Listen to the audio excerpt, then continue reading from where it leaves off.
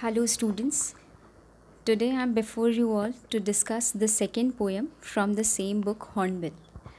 And the name of the poem is The Laburnum Top. This poem has been composed by Ted Hughes, and this is really a very nice poem.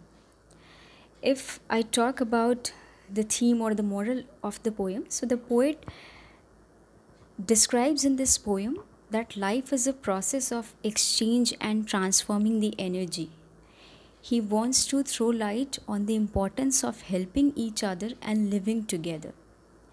इस poem में as the title is the laburnum top, laburnum एक tree है that is a poisonous tree, और top मतलब पेड़ की सबसे ऊंचाई की बात हो रही है. And as I have told that this is a poisonous tree, people do not want to come to this tree. और एक इसमें बर्ड की बात हुई है that has been mentioned as goldfinch.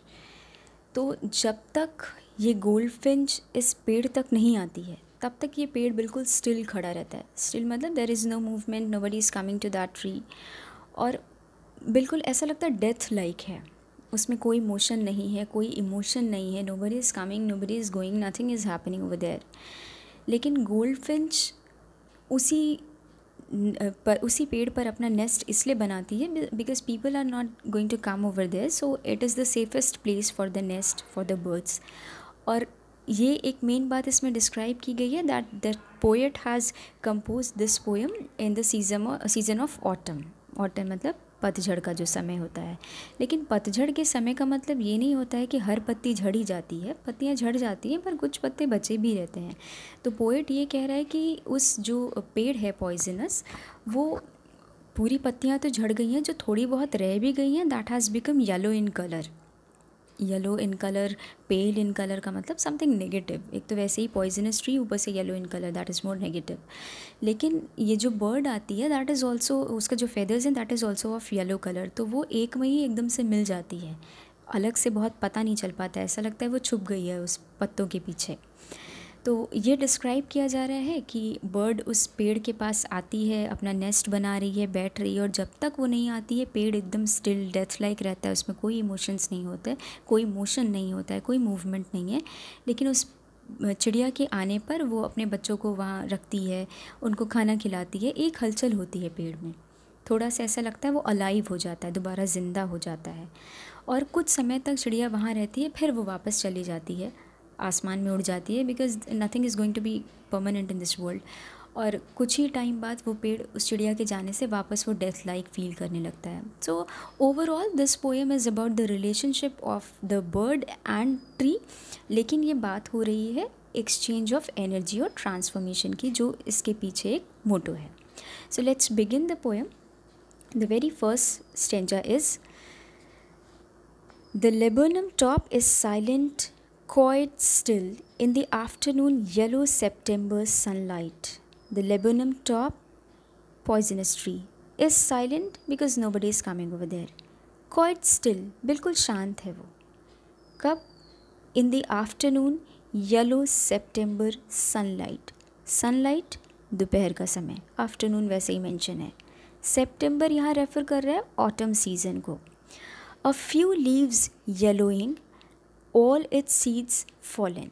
मतलब all its seeds का seed यहाँ पे बीज इन सब के लिए नहीं है. seed has been referred as fruits of the tree. जो उसमें थोड़े बहुत बीज निकलते हैं फूल के बीच में, वो सब झड़ चुके हैं, सारे उसके फ्रूट्स गिर चुके हैं, थोड़ी बहुत पत्तियाँ रह गई हैं, वो भी क्या हो गए हैं, येलो इन कलर. कब तक ही शांत ऐसे स्टिल रहता है? Till the goldfinch comes. जब तक वो चिड़िया वहाँ पे आ नहीं जाती. कौन सी? Goldfinch is a bird.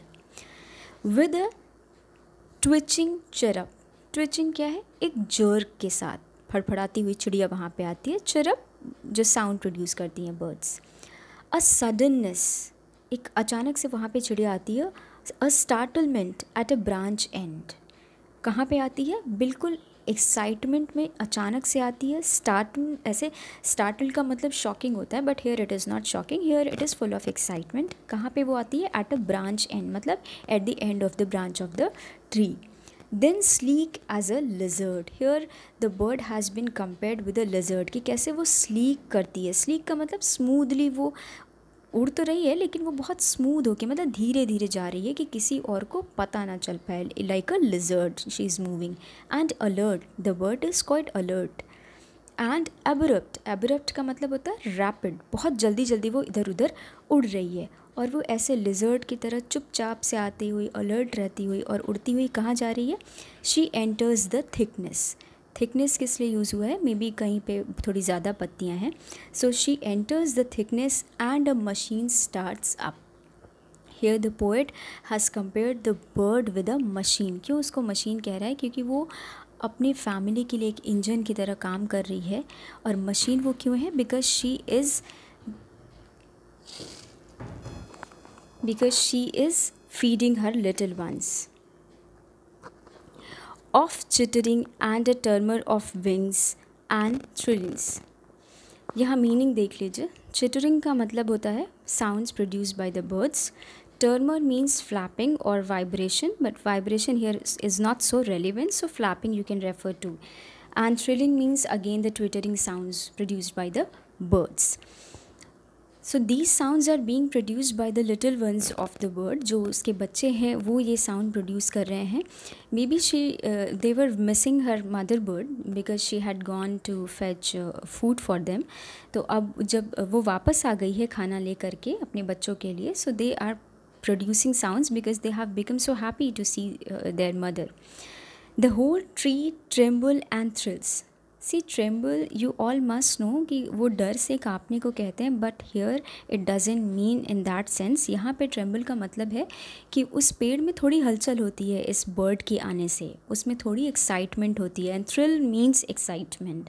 So here tremble does not mean fear. So the whole tree becomes excited by the entrance of the birds.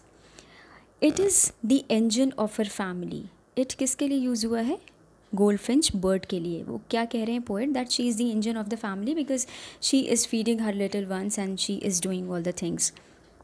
She stokes it full.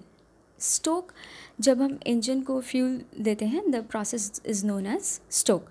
So she stokes it full मतलब वो अपने बच्चों के खान पान का ध्यान रखती है। उस अपने मशीन को चलाने के लिए वो इंजन है, और वो फ्यूल को पूरी तरह से फुल करती है। Then floats out to a branch end, और फिर वो उड़ करके कहाँ चली जाती है? To the another branch to fetch something else और to do something else. Showing her bare face identity mask, अपने वो फेस को एक बार दिखाती है पेड़ को, and then she goes somewhere. Then with eerie delicate whistle chirp whisperings. Eerie का मतलब होता है वियर्ड और स्ट्रेंज। Delicate you all must know. Whistle chirp का भी मतलब है gentle sound produced by the birds, and whispering same sounds. तो वो बर्ड जो है अपने लिटिल वंस को खाना खिलाने के बाद आवाज़ करती हुई, चहचहाती हुई वहाँ से उड़ के चली जाती है। वो उड़ के चले जाने के लिए the poet has use a particular term, she launches away. Machine, engine launches away. So technological words he has used, that she launches away. कहाँ चली जाती है? Towards the infinite. Towards the infinite का मतलब towards the sky, and sky has no limit. इसलिए यहाँ पे word use हुआ है infinite, कि वो फिर किसी आकाश में कहीं पे बहुत दूर चली जाती है। And the laburnum subsides to empty. Again the laburnum tree has become alone. दोबारा उसके चले जाने से वापस वो ट्री कैसे अकेला पड़ जाता है। But there is not something negative, actually the poet wants to show the relationship between the goldfinch and the tree, और वो ये दिखाना चाह रहा है that the entire world is based on giving and taking relationship, और कैसे हम एक साथ रह के how can we live together and how can we help each other. This is द message given by the author, and I want to discuss few figures of speech also that is very important. See, alliteration has been used in this poem. Please find out the lines by yourself. What is alliteration? It is repetition of consonant sound at the beginning of the words. तो ये जो दो words यहाँ पे दिए हुए थे, September sunlight, so sir, and the next line is tree trembles, t. Second figure of speech has been used, that is simile, that is comparison between two things by using the words like or as. तो ये जो line थी वहाँ पे sleek as a lizard, so simile has been used here. Metaphor, you can see that is an indirect comparison between two things. First एक है she enters the thickness and a machine starts up. ये पूरी line क्या है? Metaphor है. और second है it is the engine of her family. ये भी metaphor है. Personification, you can see in the line, the whole tree trembles and thrills. And the last one is transferred epithet, where adverb is transferred to another noun, that is known as transferred epithet. जो line है, her bared face identity mask. Here you can find this figure of speech. So this was the explanation of the second poem from the book Hornbill. I just hope it is clear to all of you. If you have any question regarding this poem, please write your question in the comment box. I'll try to answer your question definitely. And if you have liked this explanation, please press the like button and share with your friends as much as possible, because I really want to help you all through these videos. So good luck, keep revising the content and be in touch. Good luck.